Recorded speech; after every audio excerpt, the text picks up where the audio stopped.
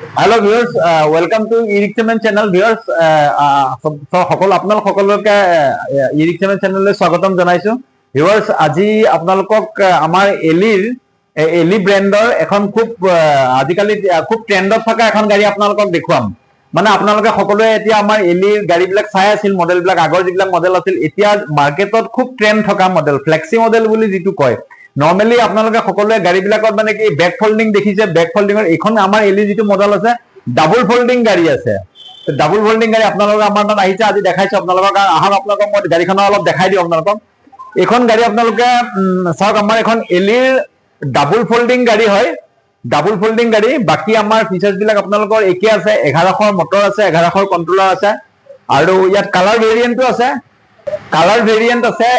ইয়াত আপোনাৰ 2-3টা colour, 5টামান colour variant আছে। যেনেকে আমাৰ সি গ্ৰীণ কালাৰ আছে, ৰেড পাব, ডিপ ব্লু পাব, এখন ব্লু আছে, তেনেকে এছ ব্লু কালাৰ আছে, তেনেকে 6-7টা ভেৰিয়েণ্ট আছে। গতিকে আপোনালোকে ল'ম বুলি ভাবিলে এখন ল'ব পাৰে। খুব ধুনীয়া গাড়ীখন, আপোনালোকে চাই লওক। গাড়ীখনত ডিজিটেল ডিছপ্লে আছে, আগফালে ডিজিটেল ডিছপ্লে আছে। আৰু ফল্ডিংটো মই আপোনালোকক দেখুৱাইছো। বেক ফল্ডিং মানে কি, আপোনালোক সকলোৱে গাড়ীৰ লগত দেখিছে, পিছ চাইডটো আমাৰ এনেকে ফল্ডিং হোৱাটো সকলোৱে দেখিছে, বহুত গাড়ীত আছে এইটো।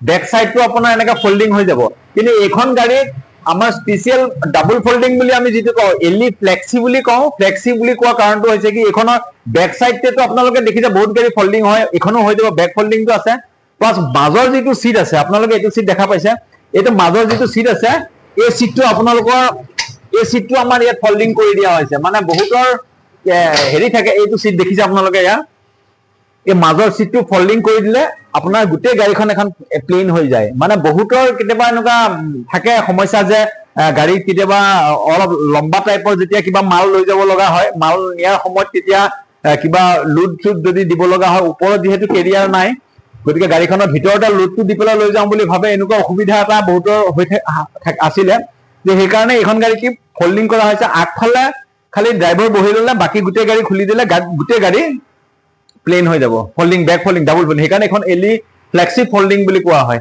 গাড়ীখনৰ আপোনালোকে যদি ল'ব পাৰিব। গাড়ীখনৰ আপোনাৰ, আমাৰ এইখন গাড়ী এতিয়া আমি বৰ্তমান ফাইনেন্সতো দি আছো। এইখন গাড়ী আমাৰ ডেলিভাৰী, এইখন বিক্ৰী হৈ গৈছে অলৰেডি, অহাকালি এইখনৰ ডেলিভাৰী আছে।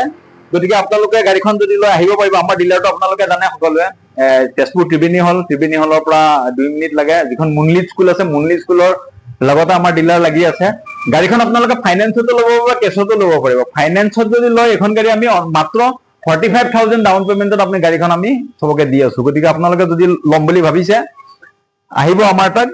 আপোনালোকে 45,000 ডাউন পেমেন্ট দিলে হ'ব। 45,000 টকা ডাউন পেমেন্টত আমি গাড়ীখন দিম আপোনালোকক।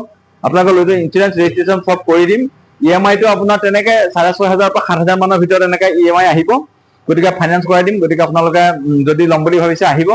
আৰু আমাৰ চেনেলটো ছাবস্ক্ৰাইব কৰি থাকিব, আৰু ভিডিঅ'টো শ্বেয়াৰ কৰিব। কোনোবা যদি ল'ম বুলি ভাবিছে ল'ব পাৰিব। এনেকুৱা ধৰণৰ সুবিধা, ফ্লেক্সি মডেলৰ গাড়ী, যাৰ ভিতৰৰ মাল চাল কঢ়িয়াবৰ কাৰণে কাৰোবাক লগা হয়, তেখেতৰ কাৰণে খুব ভাল গাড়ী। গতিকে আহিব। মটৰ কন্ট্ৰলাৰ পাৱাৰ, বেটাৰী বেকআপো ভাল আছে, মাইলেজো ধুনীয়া আছে গাড়ীখনত। Thank you viewers.